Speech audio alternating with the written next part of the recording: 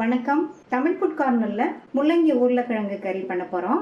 முள்ளங்கி பிடிக்காதவங்க கூட இந்த கறியை விரும்பி சாப்பிடுவாங்க. எப்படி பண்றதுன்னு பார்க்கலாம். 200 கிராம் முள்ளங்கியும் 150 கிராம் உருளைக்கிழங்கும் எடுத்திருக்கேன்.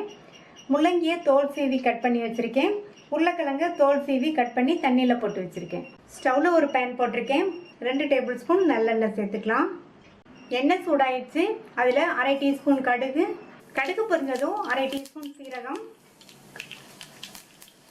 சீரகமும் பொரிஞ்சிருச்சு. ஒரு பெரிய வெங்காயம் கட் பண்ணது, அது கூட கட் பண்ண ஒரு பச்சை மிளகாய். வெங்காயத்தையும் பச்சை மிளகாவையும் கொஞ்சம் நேரம் வதக்கிக்கணும். இப்போ வெங்காயத்தை லைட்டாக வதக்கி விட்டாச்சு. அதனுடைய கலர் லைட்டாக மாறி இருக்கு.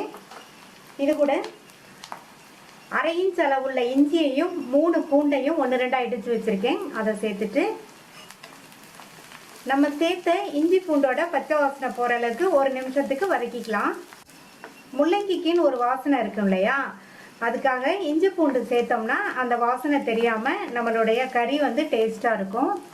இஞ்சி பூண்டு சேர்த்து 1 நிமிஷம் ஆச்சு. அதனுடைய பச்சை வாசனை போயிடுச்சு.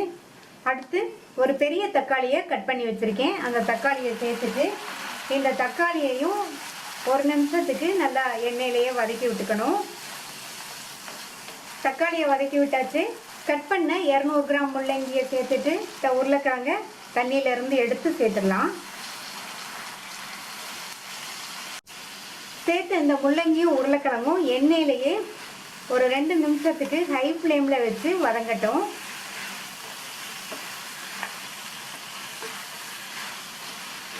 முள்ளங்கியும் உருளைக்கிழங்கும் 2 நிமிஷமாக வதங்கிருச்சு. இப்போ ஃப்ளேமை லோவில் வச்சுருங்க.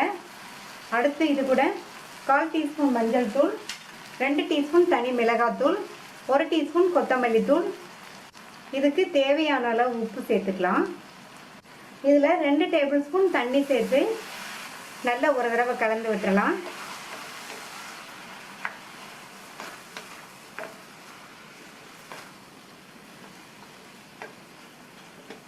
ஸ்டவ் லோ ஃப்ளேம்லேயே இருக்கட்டும். மூடி வச்சிடலாம். 5 நிமிஷம் கழித்து பார்க்கலாம். இப்போ 5 நிமிஷம் ஆச்சு. திறந்து பார்க்கலாம்.